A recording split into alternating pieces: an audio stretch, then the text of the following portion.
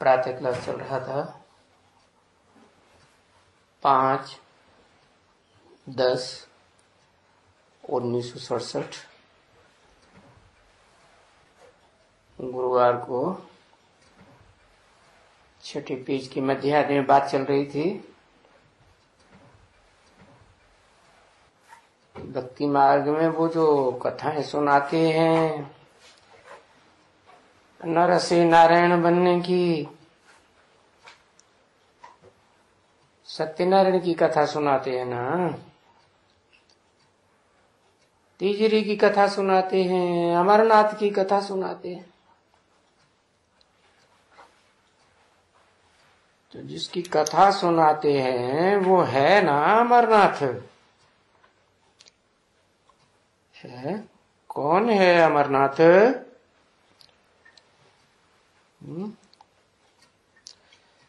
नाथ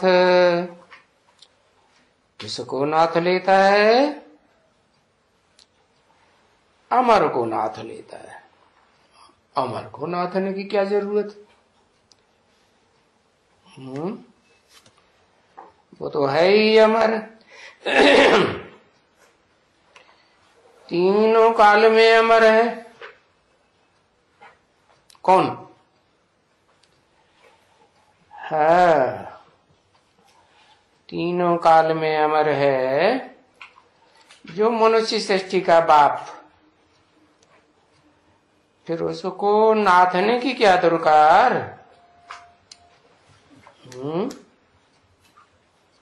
जरूर। जैसे घोड़े को नाथा जाता है, बैल को नाथा जाता है, कंट्रोल से बाहर हो जाता है तो नाथा जाता है।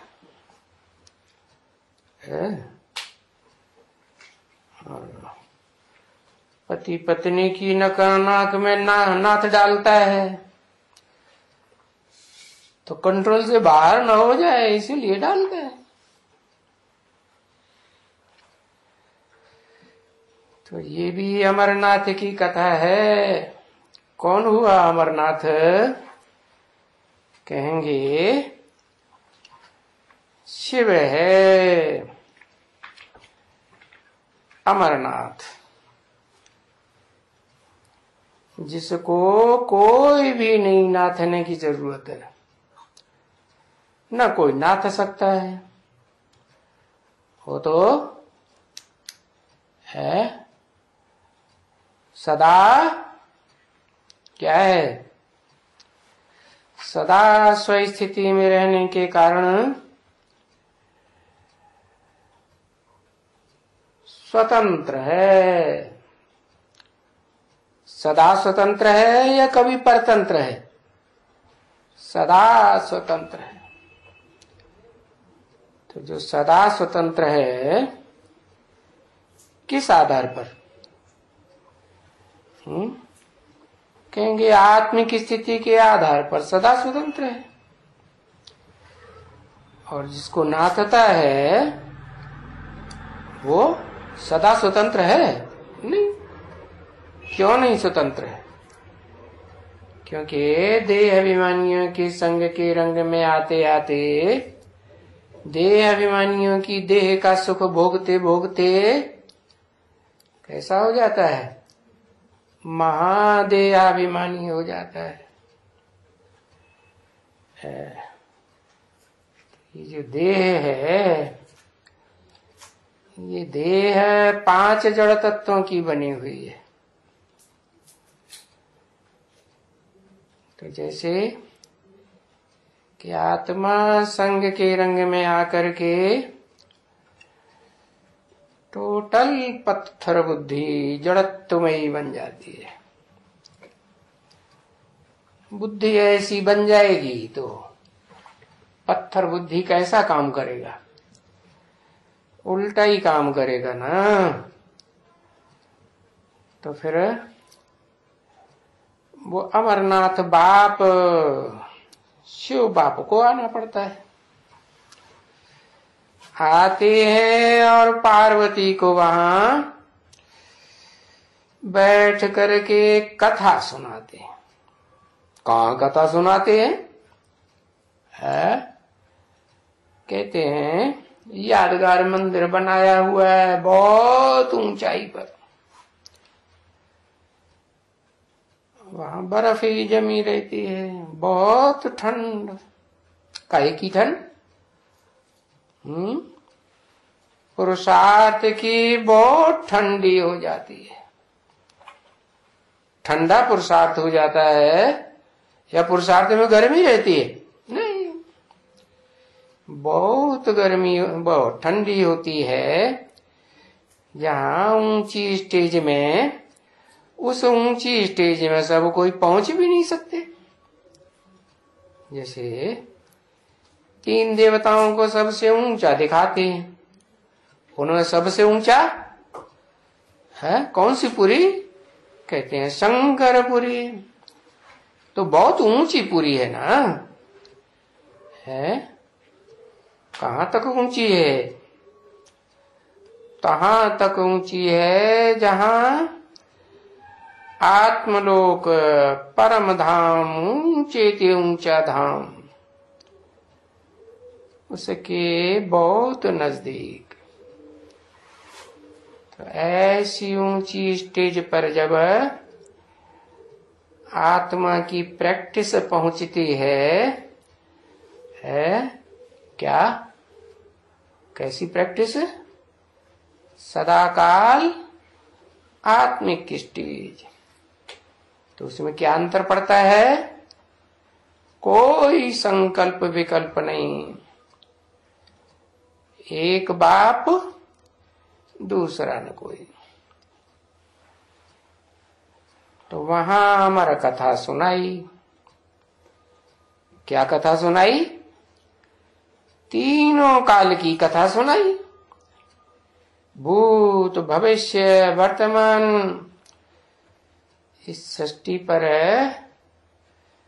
आत्मा कैसे कैसे पार्ट बजाती है वो बताया। कौन सी आत्मा है? जो भोगी आत्माओं के बीच कैसी आत्मा है? भोगी आत्माओं का बाप बीज है। तो कैसे कैसे ऑलराउंड पार्ट बजाया, सारी कथा बुद्धि में बैठती है। तो अपने ऊंच स्वरूप का अनुभव हो जाता है। किसको? पार्वती को नहीं, पार्वती को नहीं। कौन सी आत्मा को कहेंगे बीज रूप में पार्वती? किसे कहेंगे? बताया, शिव बाप ने बताया ना कि मैं जिस तन में मुकर्रर रूप से प्रवेश करता हूँ उसका नाम देता हूँ परम ब्रह्म। ऊंच ते ऊंच है ब्रह्म माने बड़े ते बड़ी माँ। तो कहते हैं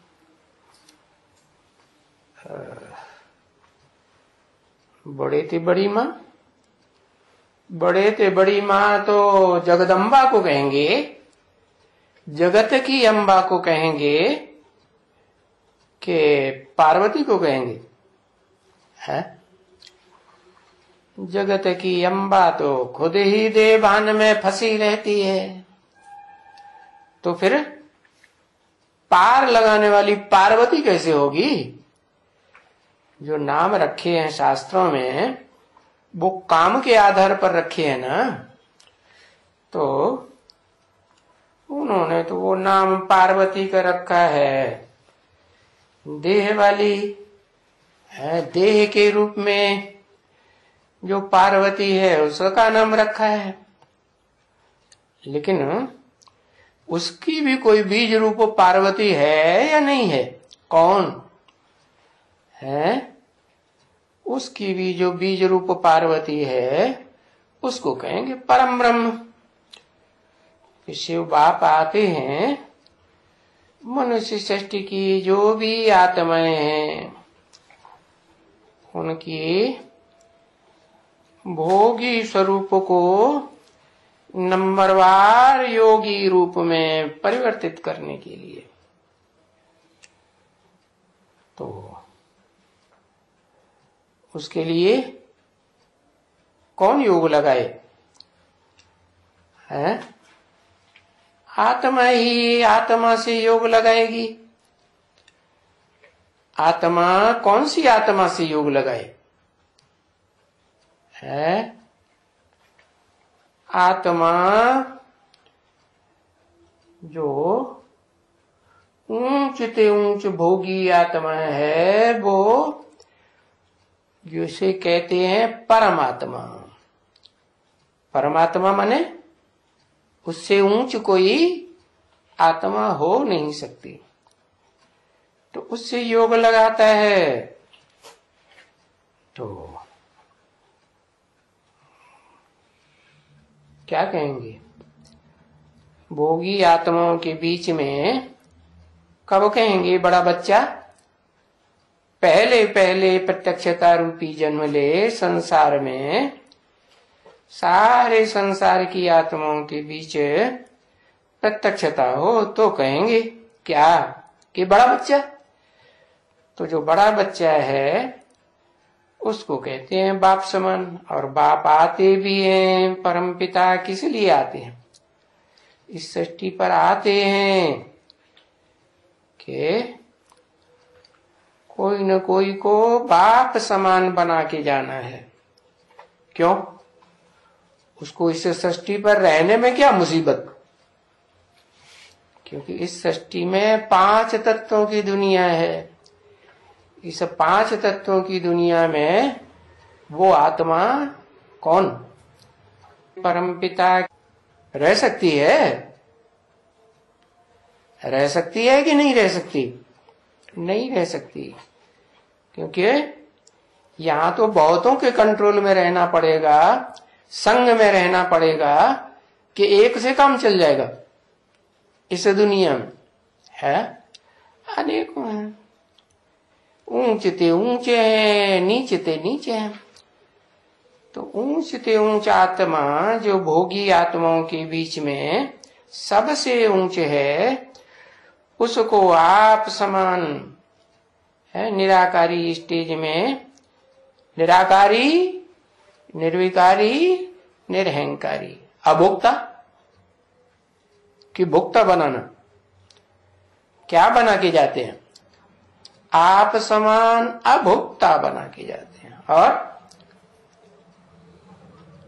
कर्ता कि अकर्ता? अरे कर्ता बना के जाते नहीं, अकर्ता बना के जाते। जन्मा कि अजन्मा है? हाँ, अजन्मा भी बना के जाते। कैसे अजन्मा है? आत्मा जन्म कब लेती है? एक तो अनिश्चय रूपी जन्म, अनिश्चय रूपी मृत्यु होती है तो जन्म होता है। कहते हैं ध्रुवम जन्म मृत्यस्य च, जन्म होता है तो मृत्यु भी होता है, मृत्यु होता है तो जन्म भी होता है। तो जन्म मरण के चक्र से न्यारी हो जाती है। तब कहते हैं क्या? अमर्त्य, जिसकी मृत्यु न हो, जिसको कभी बेहद की भी मृत्यु न हो और हद की मृत्यु भी न हो। बेहद की मृत्यु क्या है? बेहद की मृत्यु से कहेंगे जब देह का नाम निशान भी स्मृति में न रहे। तो बताया कि अमरनाथ बाप जो भोगी आत्माओं का बाप है, इस सृष्टि रूपी रंगमंच पर पार्ट बजाने वाला, वो इस सृष्टि पर आकर के जिस आत्मा को आप समान बनाते हैं, उसको पहले अपनी रचना बनाते। रचना बनाते माने क्या है? वो स्वयं भी तो आत्मा है, तो आत्मा क्या बनाएगी? आत्मा ही बनाएगी। तो आत्मा बनाते हैं, आत्मिक स्थिति में स्थिर करते हैं, तो बताते हैं कि तुम्हारी जो सबसे ऊंची सी ऊंची स्टेज है, जिस स्टेज में रह करके तुम सारी सृष्टि को कंट्रोल कर सकते हो, वो स्टेज कौन सी है? निराकारी, निर्विकारी, निरहंकारी। तो बनाते हैं। ऐसी स्टेज बनेगी तो मेरा काम पूरा हो जाएगा। पूरा हो जाएगा तो मुझे यहां रहने की दरकार है नहीं। तो फिर मैं पार लगूंगा कि नहीं है?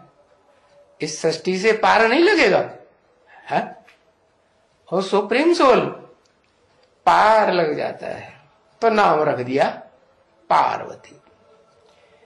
हाँ, बताते भी है दुनिया की कोई ऐसी बात नहीं जो तेरे पर लागू ना होती हो। तो ये कथा कहां से उठ के सुनाई है? ऊंचते ऊंच स्टेज में बैठ के सुनाई। कैसी ऊंचते ऊंच स्टेज? जहां देह की स्मृति का नाम निशान न रहे। तो देखो, भक्ति मार्ग में यादगार बनाते हैं क्या? तीर्थ यात्रा करने जाते हैं अमरनाथ की है, तो बहुत ऊंची चढ़ाई पर चढ़ के जाते हैं ना। हाँ, सब कोई जा सकते हैं नहीं? कमजोर आत्मा जा सकती हैं? नहीं जा सकती। हाँ, कंधे पे बैठ के। अच्छा, ले जाओगे? ये कंधे पे बैठ के ले जाएगा, बैठा के ले जाएगा है? बताया जाएंगे भी तो वहां इतनी ठंडी पड़ती है कि कमजोर आत्मा है तो क्या हो जाएंगी? फां हो जाएगी। ठंडी किस बात की? बेहद की ठंडी तो पुरुषार्थ की ठंडी। पुरुषार्थ माने पुरुष रूप जो आत्मा है उसको पुरुष रूप में टिकने का अभ्यास। क्या? देह को भूलना। देह को भूलेंगे तो फिर खाना खाने की जरूरत पड़ेगी? पड़ेगी? अरे देह को ही भूल गए तो खाना चाहिए नहीं? खाना चाहिए नहीं। तो बिना खाने के देह चलेगी? फिर कंधे पे कौन बैठेगा है? कंधे पे कोई बैठेगा? कैसे बैठेगा? मुर्दे को ले जाएगा है? बताया अमरनाथ पर जाते हैं तीर्थ यात्रा करने। अभी वहां कहां से आया तीर्थ जहां ले जाते हैं भक्ति मार्ग में है? वो तो यादगार है ना। तीर्थ का माने ही नहीं मालूम। तीर्थ का अर्थ क्या है? तीर माने किनारा, एक किनारे, एक ठिकाने, था माने स्थान, एक ऊंचते ऊंच ठिकाने लगाने वाला स्थान। तो कौन सा स्थान हुआ ऊंचते ऊंच? अमरनाथ। तो नाम रखा है अमरनाथ में। अमर कथा सुनाई, नाम रखे हैं फलाना फलाना कथा, सत्यनारायण की कथा, तीजरी की कथा। अब ये भक्ति मार्ग में तो सभी झूठी कथाएं हैं क्या? ठिकाने पे पहुंचते हैं कि भटकते रहते हैं? यात्रा करके आते हैं तो भी भटकते हैं या ठिकाने लग जाते? भटकते हैं। तो असली कथा तो मैं आकर के सुनाता हूं। किसने बोला? शिव बाप कहते हैं असली कथा मैं सुना के बताता हूं कि ये तीसरे नेत्र खुलने की कथा है। तीसरा नेत्र क्या होता है? बुद्धि का तीसरा नेत्र। जो बुद्धि पत्थर बुद्धि बन जाती है सुख भोगते भोगते चारों स्टेज में। कौन कौन सी चारों स्टेज? सत्व प्रधान, सत्व सामान्य, रजो और तम। और हर आत्मा की सृष्टि रूपी रंगमंच पर चार अवस्थाएं होती हैं। एक ही आत्मा है सुप्रीम सोल जो इन चार अवस्थाओं से पसार नहीं होती है। बाकी जिसको आप समान बनाता हूं वो भी कोई सदा काल के लिए होती है? नहीं, वो भी सदा काल के लिए नहीं। जब इस सृष्टि रूपी रंगमंच पर चार स्टेजेस जिसे कहते हैं सतयुग, त्रेता, द्वापर, कलयुग, जो हर आत्माओं को चार अवस्थाओं से गुजरना ही पड़ता है। कीड़े मकोड़ों को उनको भी गुजरना पड़ता है। तो उन चार अवस्थाओं से जो आत्माएं गुजरती हैं उनसे मेरी तुलना नहीं की जा सकती। किसकी? शिव की तुलना नहीं। इसलिए उसको कहते हैं तुरीय आत्मा। तो वो आकर के तीसरा नेत्र खोलने की कथा सुनाते हैं। अभी तीसरे की कथा भी कोई नहीं सुनाएगा। जो किसी का तीसरा नेत्र, बुद्धि का नेत्र खुल जाए है? अरे अब कुंभकर्ण को कौन सुनाएगा? सुनाएगा कि नहीं सुनाएगा? है? नहीं सुनाएगा। अरे कुंभकर्ण के अंदर आत्मा नहीं होती है? आत्मा होती है तो जरूर सुनाने वाला सुनाएगा। कौन सुनाएगा? जो कभी कुंभकर्ण नहीं बनता वो सुनाएगा, या जो कभी कुंभकर्ण बनता है थोड़ा बहुत समय के लिए तो बनता होगा तो वो सुनाएगा? कौन सुनाएगा? हाँ? अनुभवी सुनाएगा। अच्छा, माने शिव बाप को कोई अनुभव नहीं? क्यों? वो इस सृष्टि पर आता ही नहीं। अरे आता ही नहीं? क्या एक ही शरीर में प्रवेश करता है और एक से काम नहीं चल सकता? जो ऑलराउंड पार्ट बजाता है तो उसकी शूटिंग कैसे कराएगा?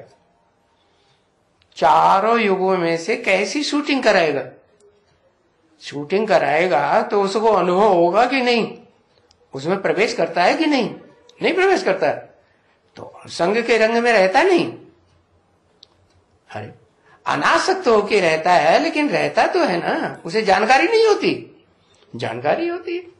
तो बताया कि ये तीसरा नेत्र खुलने की जो कथा है और दुनिया में कोई नहीं सुना सकता, और मैं सुनाता हूं वो भी एक को सुनाता हूं। क्या? कि सबको सुनाता हूं और सब सुनते हैं। जिसके तन में आके सुनाता हूं, सुनाने का खास स्पेशल काम करता हूं, वो सुनता तो है, फिर फायदा? समझता कुछ भी नहीं तो फायदा ही नहीं। तो मैं जिस तन में प्रवेश करता हूं वो सुनता भी है और समझता भी है। क्यों? क्योंकि वही एक आत्मा है जो इस सृष्टि रूपी रंगमंच पर मेरे आने पर, मेरे सुनाने पर, समझाने पर तीसरा नेत्र उसका खुलता है। इसलिए उसको कहा जाता है त्रिनेत्री। आदि में नहीं खुलता है। क्या यज्ञ के आदि में खुलता है? यज्ञ के आदि में नहीं खुलता है। क्यों? क्योंकि यज्ञ के आदि में तो पता ही नहीं चलता है मैं कब आता हूं कब चला जाता हूं। किसी को पता चलता है? जिन ब्रह्माधामधारियों में प्रवेश करता हूं उनको पता चलता है? उनको भी नहीं पता चलता। तो पहले ब्रह्मा जो परम ब्रह्म कहा जाए उसको भी पता नहीं चलता। हाँ, ये है कि वो आत्मा जब अगला जन्म लेकर के आए तब मैं दूसरे तन में प्रवेश करूं और वो उस तन के द्वारा सुने। किसके तन के द्वारा? हाँ, वो ही जो ऊंच से ऊंच पीढ़ी है विष्णु लोक। पीढ़ी कहें नहीं, वहां तो देह की स्मृति ही नहीं रहती। आंखों की स्मृति रहती है, आंखों की भी स्मृति नहीं रहती। कोई देह की अंग की स्मृति नहीं। मन और बुद्धि से अतीन्द्रिय सुख भोगती है। अगर आंख भी रहे तो अतीन्द्रिय सुख कहेंगे? नहीं कहेंगे। तो कहें उसके बाद जो नई सृष्टि शुरू होती है, एक्यूरेट सतयुग जिसे कहें। कैसा युग? 16 कला संपूर्ण युग। उस संपूर्ण युग में जो आत्मा निमित्त बनती है पहले पहले, वो आत्मा का तन मुझे लेना पड़ता है। टेम्परेरी या सदाकाल के लिए है, टेम्परेरी लेना पड़ता है। मुकर्रर जिसे कहें, निरंतर कहें, परमानेंट कहें, वो तो एक ही होगा ना। तो उस तन में जब प्रवेश करते हैं और सुनाते हैं तो वो आत्मा भी जो आदि वाली है, जिसमें पहले पहले मुकर्रर रूप से प्रवेश किया, वो आत्मा भी सुनती है। मुकर्रर क्यों कहेंगे? जब से प्रवेश किया उस शरीर को छोड़ते हैं बीच में या नहीं छोड़ते? नहीं छोड़ते। शरीर छोड़ती है तब, शरीर छोड़ती है तो सूक्ष्म शरीर मिलता है। सूक्ष्म शरीर में भी क्या रहेगी? नहीं, वहां रहने की दरकार नहीं। क्यों? सूक्ष्म शरीर में रहने की दरकार क्यों नहीं? क्योंकि उसकी जो अकाल मृत्यु होती है, तुरंत मृत्यु होती है कि अकाल मृत्यु कहें? अकाल कहें। अच्छा, अकाल कब कहें? योद्धा युद्ध भूमि में लड़ते लड़ते अपने देश की सुरक्षा के लिए मारा जाता है तो उसे अकाल मौत कहेंगे? नहीं कहेंगे। क्यों? भाव क्या है? भाव श्रेष्ठ है कि भाव भ्रष्ट है? श्रेष्ठ भाव, श्रेष्ठ भावना है। तो इसलिए श्रेष्ठ भावना होने के कारण कर्म भी श्रेष्ठ ही कहेंगे ना। तो बताया कोई पाप नहीं बना, इसलिए तुरंत 1 सेकंड में जन्म लेगी या टाइम लगेगा? 1 सेकंड में जन्म। इसलिए ये नहीं कहेंगे कि वो रथ बीच में परमानेंट नहीं रहा, रहता है। और जब जन्म ले लिया मां के गर्भ से, फिर तो है ही है, स्थूल शरीर भी है, देखने में भी आएगा। तो बताया कि जब समझदार हो, समझदार कब कहें? मैच्योरिटी आए तब कहें समझदार, या जैसे कुमार होते हैं ना, तो कुमारों को ज्यादा समझदारी होती है, या थोड़ी मैच्योरिटी आए तो समझदारी बढ़ती है। हाँ, तो बताया कि मैं प्रवेश करता हूं आदि में और परमानेंटली प्रवेश करता हूं, परंतु जिस आत्मा में प्रवेश करता हूं उसे पता तब चलता है जब दूसरे रथ में, कौन से रथ में? वो रथ जो पुरुषार्थियों के बीच में दूसरे नंबर पर आता है। कौन से पुरुषार्थी? भोगी आत्माएं जितनी भी हैं उनमें दूसरे नंबर का पुरुषार्थी कौन?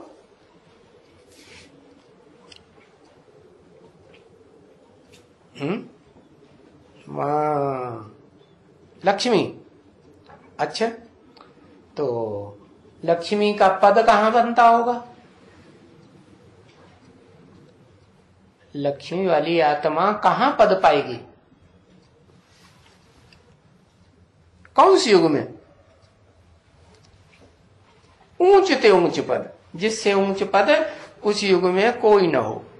विष्णु लोक में ऊंचे ऊंचे पद है, उसके ऊंचे, उसके ऊपर उसका पति नहीं है। अरे बता,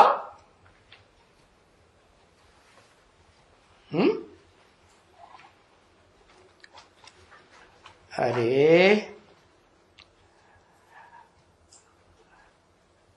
है शंकरपुरी, ये क्या होती? शंकरपुरी है। बताया कि सतयुग में जो पहली पीढ़ी होगी उसमें तो ऊंचे ऊंच आत्मा जो ऊंच पद पाएगी वो तो कृष्ण कहेंगे। और उसके बाद कौन सा युग आता है? त्रेता युग। उस त्रेता युग में ऊंच जन्म किसका कहा जाएगा? है त्रेता में कौन सी आत्मा?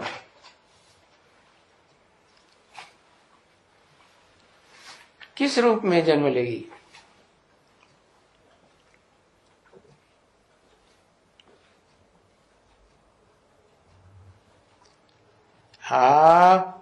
राम वाली आत्मा जन्म लेगी। तो जो राम वाली आत्मा के साथ भी उसका पद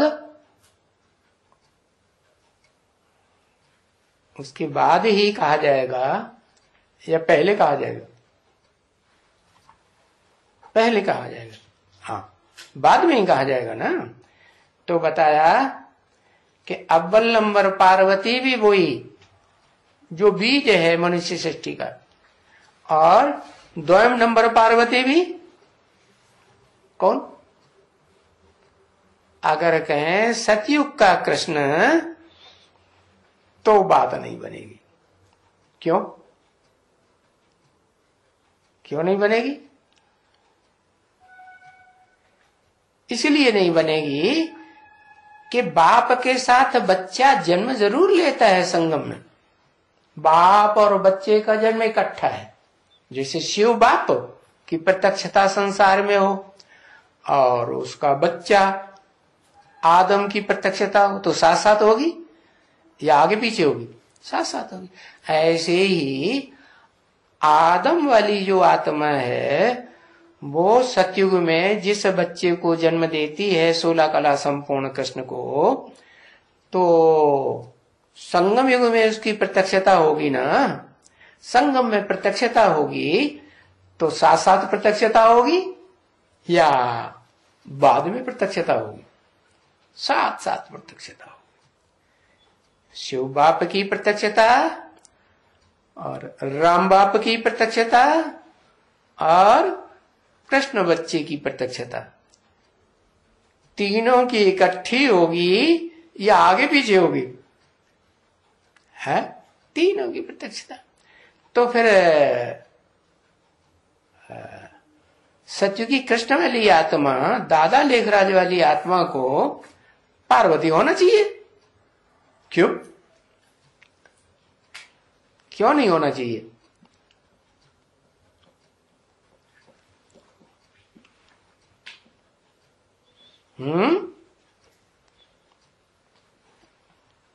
कैसे पार लगाया? किसे पार लगाया? हाँ, किसे पार लगाया? क्यों? इस सृष्टि पर जो दादा लेखराज की बच्ची कही जाती है, चंद्रवंशी राधा, तो वो पार नहीं जाएगी, चंद्रवंश में ही रहेगी। चंद्रवंश से पार जाएगी, सूर्यवंश में जाएगी या नहीं जाएगी? अपन से ऊंच कुल में जाएगी या नहीं जाएगी? तो पार लगाया ना। समझ में नहीं आ रहा? क्यों पार नहीं लगाया? अरे पार कौन लगाता है? जैसे नाविक होता है, कहते हैं हमें इस नदी से पार उस पार पहुंचा दो, तो नाविक को खुद भी पार लगाने की क्षमता, पार करने की क्षमता रखता होगा ना। तभी तो पार लगाएगा। तो क्या वो सतयुगी कृष्ण कहो, संगम युग में दादा लेखराज ब्रह्मा की आत्मा कहो, ब्रह्मा कहो, तो वो ब्रह्मा ने पार नहीं लगाया चंद्रवंशी राधा को। क्यों पार नहीं हुआ? क्योंकि वो विष्णु लोक में उसको अपना शरीर नहीं होगा। अपना शरीर होगा, अपना शरीर नहीं होगा। बाकी शरीर कहां होगा? शरीर तो उसे सतयुग में ही लेना है ना, कि विष्णु लोक में ही लेना है? तो इसलिए शरीर किसका है? राधा का है या उसका है? सतयुगी कृष्ण का नहीं। तो राधा वाली आत्मा जो है, कहेंगे उसका अपना पुरुषार्थ या दादा लेखराज के बल से पार जाती है? अपना पुरुषार्थ। कौन सा पुरुषार्थ? पवित्रता का पुरुषार्थ। भले कहेंगे देह की पवित्रता, देह की पवित्रता है, फिर भी देह के द्वारा पुरुषार्थ तो करना है ना। कौन सा? जो एडवांस ज्ञान लेना है वो देह के द्वारा लेगी कि बिना देह के? सूक्ष्म शरीर से लेगी, देह से लेगी। तो देह से ही पुरुषार्थ होता है। जब तक देह साकार है तब तक पुरुषार्थ है। देह साकार नहीं है, सूक्ष्म शरीर है, तो पुरुषार्थ न पाप का गिना जाएगा न पुण्य का गिना जाता है। इसलिए बताया कि जो पार्वती है वो दूसरे नंबर की पार्वती, षष्ठी रूपी रंगमंच पर पार लगाने वाली आत्मा कौन सी हुई है? जिसको कहते हैं राधा। क्यों राधा नाम पड़ा है? जो राम है उसको निराकार राम कब तक नहीं बनना है? जब तक वो राधा वाली आत्मा है उसकी सहयोगिनी न बने। तो बताया जो साकार है वो साकार को कथा सुनाएगा, निराकार है वो निराकार को कथा सुनाएगा। क्या? इसीलिए कहते हैं बच्चे सबसे पहले तुम क्या करो? आत्मा अपन को समझो। अगर तुम अपन को आत्मा समझेंगे और उसी स्थिति में स्थित हो जाएंगे सदा काल के लिए कि मैं ज्योति बिंदु आत्मा हूं, देह की स्मृति से परे हो जाएंगे, तो मेरे से तुम पूरी प्राप्ति कर सकेंगे। कौन सी पूरी प्राप्ति? 8 घंटे की अगर तुम्हारी ज्योति बिंदु स्टेज बन गई तो फिर 24 घंटे की तो बन ही जाएगी। और ऐसी स्टेज बन जाएगी तो तुम्हारा पार्ट ध्रुव है। क्या? जैसे सूर्य तो एक होता है और सितारे अनेक होते हैं, तो उन सितारों में भी कोई स्थिरियम सितारा होगा ना, सदा काल स्थिर रहने वाला, उसको कोई डिगाए नहीं सकता। तो जो सदा काल स्थिर रहेगा बाकी अस्थिर रहेंगे, तो उसके आसपास चक्कर लगाना पड़े ना। तो ऐसे ही जो जड़ सितारे हैं आसमान के, उनमें एक सितारा है ध्रुव तारा कहा जाता है। तो ध्रुव तारा कहो या क्या कहो? ध्रुव तारा नाम क्यों पड़ा? क्योंकि पुरुषार्थ में ध्रुव है, उसका पार्ट भी ध्रुव है। ऐसे ही नाम पड़ा द्रौपदी। क्यों नाम पड़ा है? ध्रुवपदी से बिगड़ करके बना द्रौपदी। ध्रुवपदी माने उसका पद ध्रुव है, उसको कोई टाल नहीं सकता। नैया भले कितनी भी हिलेगी डुलेगी, नैया शरीर रूपी नैया ना।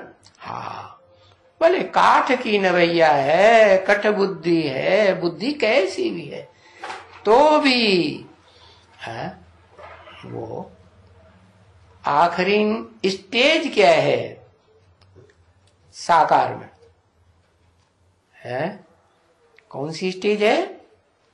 जब शिव बाप आते हैं इस सृष्टि पर, जिस मनुष्य सृष्टि में मुकर्रर रूप से प्रवेश करते हैं ज्ञान का अखूट भंडार देने के लिए, तो उस आत्मा की अंत में लागत कहाँ लगी हुई होती है? लगाव कहाँ होता है? कहाँ होता है लगाव? अरे हाँ, वही बड़ बोली माता में लगाव लगाव होता है कि नहीं? हाँ, तो वाक देवी जिसे कहा जाता है, वाचा की देवी।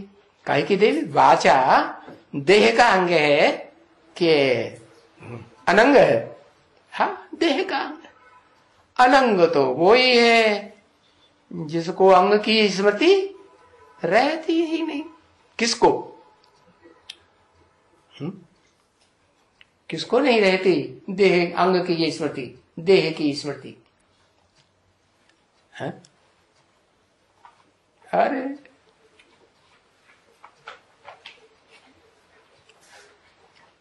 हाँ, एक ही आत्मा है सृष्टि रूपी रंगमंच पर, जो अखूट ज्ञान के भंडारी शिव बाप से अखूट ज्ञान का भंडार लेकर के वो युक्ति सीख लेती है, जिस युक्ति को कहते हैं, क्या कहते हैं? ज्ञान,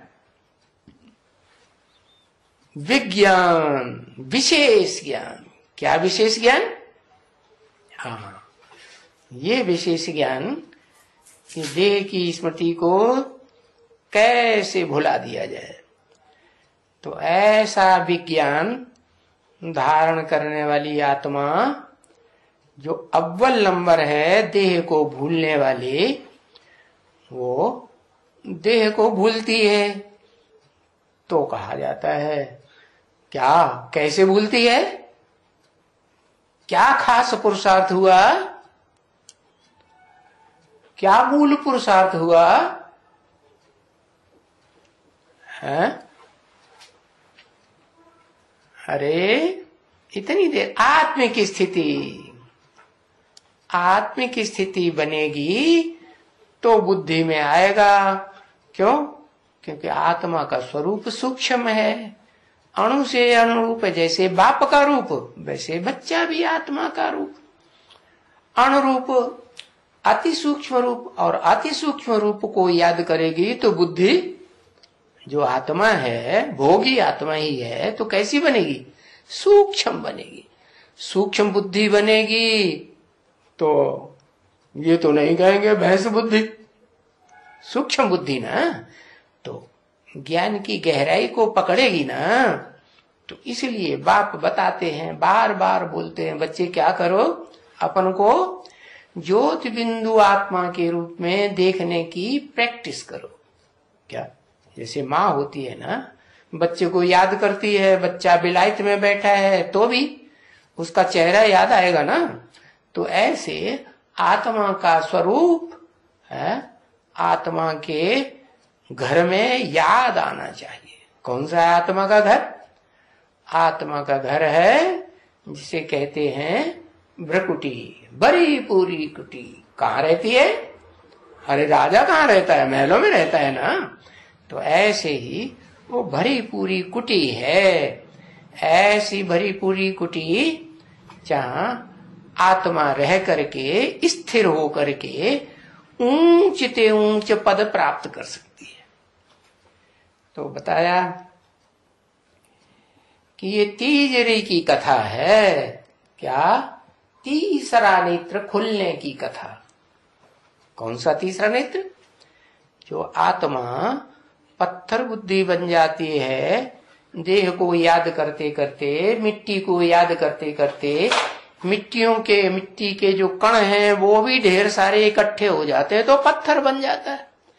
तो ऐसी पत्थर बुद्धि आत्मा भी कैसी बन जाती है? बाप समान पारस बुद्धि बनती है। तो उसको कह देते हैं पारस। बाकी पारस का मतलब ये नहीं है कि कोई ऐसा पारस पत्थर होता है, नहीं, वो उसी हीरो पाटधारी की यादगार है जिसके संसर्ग में, संपर्क में, संबंध में आने से आत्माएं कैसी बनती है? अपनी ऊंचते ऊंची स्टेज को पकड़ लेती है कि ऊंचीते ऊंचा मेरा पार्ट इस सृष्टि रूपी रंगमंच पर क्या है, वो भी स्मृति आ जाती है। तो इसको कहते हैं तीसरे नेत्र की कथा, तीजरे की कथा। और कन्याएं ही क्यों सुनती हैं? है? तीसरे नेत्र की कथा कन्याएं ही क्यों सुनती हैं?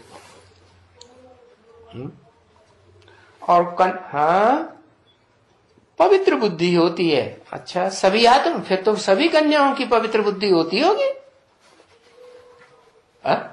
कि कोई एक ही होती होगी? सभी कन्याओं की एक साथ बुद्धि खुलनी चाहिए, फिर तीसरा नेत्र खुल जाना चाहिए।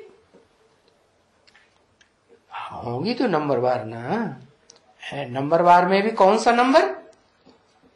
नंबरवार में भी हाँ, वो पवित्र आत्मा। कौन सी पवित्र आत्मा? जो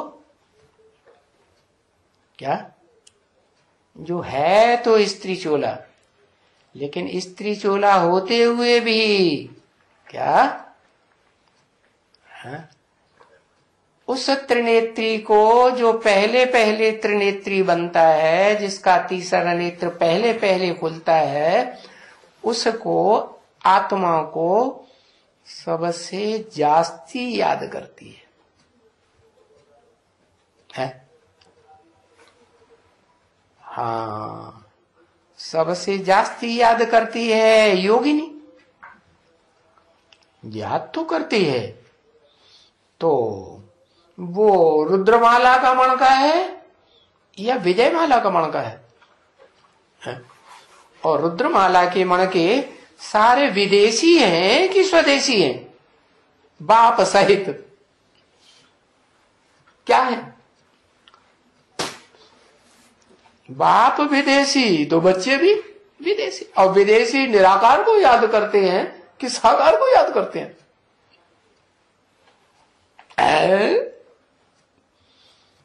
किसको याद करते?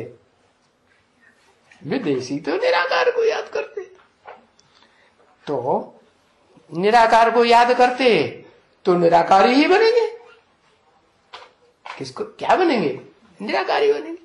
तो वो निराकारी आत्माएं, निराकार स्टेज को धारण करने वालियों में दूसरा नंबर किसका कहेंगे? है योगिनी का कहेंगे। लेकिन योगिनी ने जो योग लगाया वो प्रैक्टिकल कहेंगे। निराकार आत्मा का निराकार के साथ योग लगे तो प्रैक्टिकल कहेंगे, या प्रैक्टिकल तब कहेंगे जब शरीर हो। हाँ, शरीर हो तब प्रैक्टिकल कर्म करे, क्योंकि निराकार आत्मा को कहा जाता है। प्रकृति को क्या कार्यशील कौन होती है? प्रकृति कार्यशील होती है कि निराकार आत्मा कार्यशील होती है? कर्ता कौन है, अकर्ता कौन है? दोनों में हाँ, निराकार आत्मा क्या है? कर्ता या अकर्ता? निराकार आत्मा तो अकर्ता है, क्योंकि निराकार आत्माओं का बाप भी अकर्ता है। इस सृष्टि रूपी रंगमंच की भले भोगी आत्माएं हैं, वो भी संपन्न निराकारी स्टेज धारण करेंगी, निराकारी धाम की वासी बनेंगी, तो कुछ करेंगी। हाँ, तो कर्ता हुई कि अकर्ता हुई? अकर्ता हुई। तो करती धरती फिर कौन है? कहेंगे प्रकृति, प्रकृष्टकृति। क्या? तो वो पहले नंबर प्रकृति बताओ कौन है?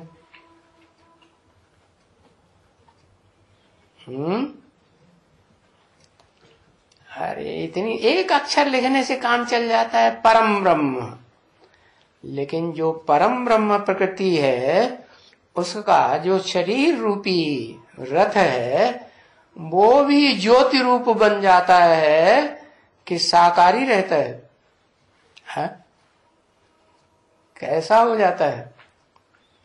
ज्योति स्वरूप है या साकारी है? लाइट का गोला बन जाता है।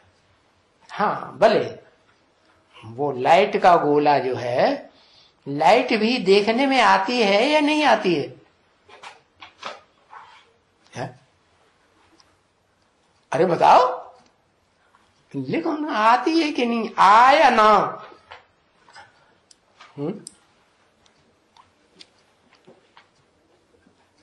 आती है। वो आती है तब तो धर्म पिताओं को उनके फॉलोअर्स पहचान लेते हैं। सिर्फ धर्म पिताओं को ही पहचानते हैं कि परम पिता को भी पहचान लेते हैं? हाँ, परम पिता को नहीं पहचानते, लेकिन परम पिता समान जो बनता है उसको कब पहचानते हैं? जब उस शरीर के द्वारा वो लाइट देखने में आती है। कौन सी लाइट? हाँ, वो लाइट जब दिखने में आती है तो वो आत्माएं जो है पहचान लेती है। कौन सी आत्माएं पहले पहचानेंगी? पहचानने वाली आत्माओं में किस तरह की, कौन सी कैटेगरी की आत्माएं पहले पहचानती है? हाँ, सारे ही रुद्रमाला के वर्ण के विदेशी ही तो हैं। बाप विदेशी तो बच्चे भी विदेशी। तो वो रुद्रमाला की आत्माएं भी नंबरवार हैं कि एक जैसी है? वो भी नंबरवार। उनके भी 10 ग्रुप बटे हुए हैं। कितने? 10। 9 तो हैं साकार को भी पहचान लेने वाले। साकारी सो निराकारी बाप को पहचानती है, और एक है ऐसा जो लास्ट नंबर में साकार के ऊपर विश्वास पैदा सारा टाइम बीत जाता है और विश्वास नहीं कर पाता, निश्चय पक्का नहीं कर पाता।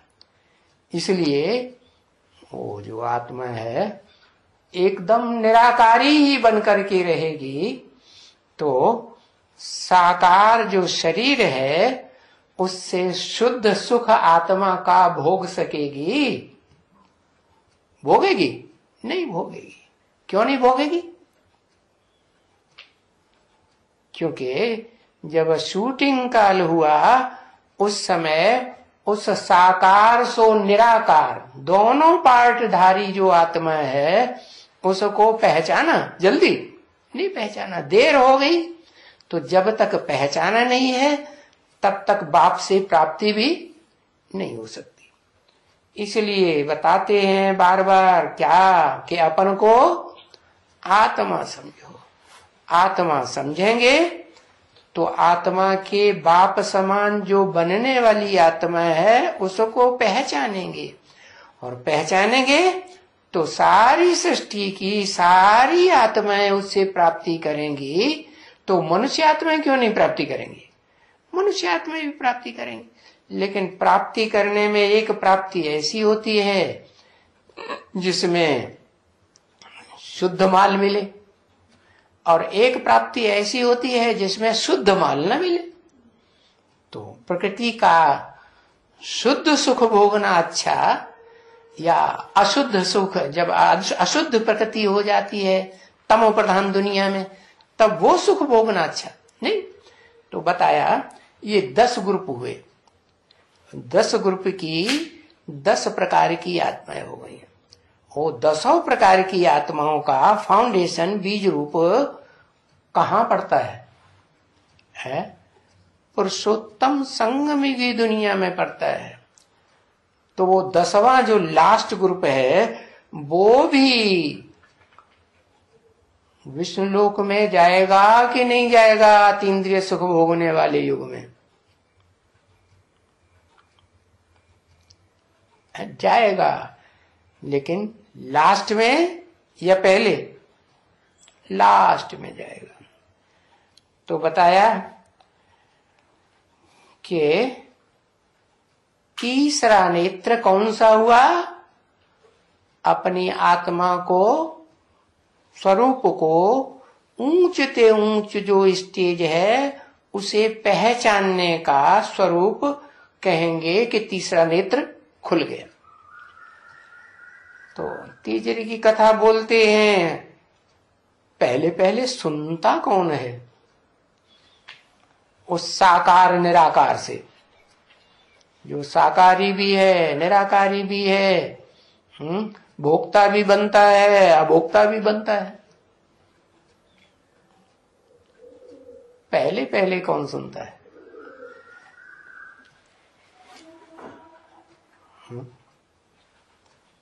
पहले पहले ब्रह्मा बाबा सुनता है। लक्ष्मी सुनती है, सुनती भी है और साथ साथ लास्ट में आने के कारण फास्ट जाती है या धीमी गति होती है। फास्ट क्यों जाती है? लास्ट में आए तो फास्ट क्यों जाती है? फास्ट जाने का आधार क्या हुआ? जन्म जन्मांतर की पवित्रता। तो पवित्रता सबसे बड़ी पावर हो गई। जो साकार मनुष्य हैं, भोगी आत्माएं हैं, उनके जीवन में सबसे बड़ी चीज क्या है? पावर, पवित्रता के ज्ञान। ज्ञान नहीं, इसलिए कहते हैं हे पतित पावन आओ, हमको पतित से पावन बनाओ। तो तीसरे नेत्र की कथा जो है, परमपिता परमात्मा शिव आकर के अव्वल नंबर जो पार्वती है उसको सुनाते हैं, फिर दूसरे नंबर की जो पार्वती आत्मा है उसको फिर नंबरवार नंबर बनते रहते। तो बताया तुम सब पार्वतियां हो क्या? तुम सब सीताएं हो, तुम सब द्रौपदियां हो। बाकी ये क्यों नहीं कहा कि तुम सब राधाएं हो? क्योंकि राम के रूप में पार्ट बजाने वाली जो आत्मा है, जिसमें ढेर के ढेर योगी लोग रमण करते हैं, आनंद मनाते हैं, खेल खेलते हैं, वो तो है एक राम वाली आत्मा है। लेकिन उसको धारण करने वाली जो धरणी है अव्वल नंबर, वो है भारत माता। कैसी माता? जिसकी बुद्धि उसमें ही रमी रहती है, रत रहती है। किसमें है? आत्मा में या देह में या दोनों में? किसमें रमी रहती है? आत्मा में है। हाँ, वो आत्मा में भी बुद्धि रहती है और देह में भी बुद्धि रहती है। क्योंकि देह है तो चैतन्य है या मृत है? चैतन्य। तो बताया ये तीसरे नेत्र की कथा कहो, सत्यनारायण की कथा कहो या अमरनाथ की कथा कहो, प्रैक्टिकल में उस कथा को सुनने वाली आत्मा कौन? अव्वल नंबर। प्रैक्टिकल में, क्योंकि बिना प्रैक्टिकल के तो सुना ही नहीं जा सकता, समझा ही नहीं जा सकता। परम ब्रह्म। उसके बाद दूसरा नंबर ब्रह्मा कौन सा कहेंगे फिर? लक्ष्मी। तीसरा नंबर ब्रह्मा कौन हुआ? जगदम्बा। क्योंकि दादा लेखराज ने भी किससे सुना? किससे सुना? उसी से सुना। तो बताया ये 5 ब्रह्मा हो जाते हैं। पहला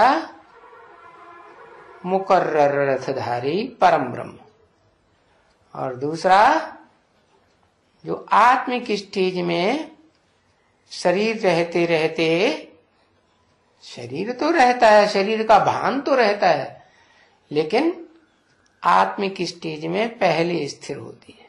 फिर उसके बाद आत्मिक स्टेज में कौन? जिसने देह को आदि से लेकर के अंत तक याद किया, मस्तक में वो मूर्ति भूलती नहीं। क्या? और है निराकार उपासी कि साकार उपासी? एक अक्षर लिख दो भाई, सारी आवाजियां साकार उपासी है। हाँ, तो साकार उपासी होने के कारण उसका नंबर 3 हो जाता है ब्रह्मा नामधारियों। और ब्रह्मा नामधारियों में नंबर हो जाता है तो विष्णु नामधारियों में भी भुजाओं में नंबर पड़ जाता है। तो बताया कि बाप आकर के ये जो कथाएं गाई जाती हैं भक्ति मार्ग में, सत्यनारायण की कथा, अमरनाथ की कथा, तीजरी की कथा, वो बाप आकर के जो ऊंच ते ऊंच बाप है, आत्माओं का बाप, परम पिता कहा जाता है, जिसका कोई बाप नहीं, सब बापों का बाप, वो आकर के सुनाते हैं। ओम शांति।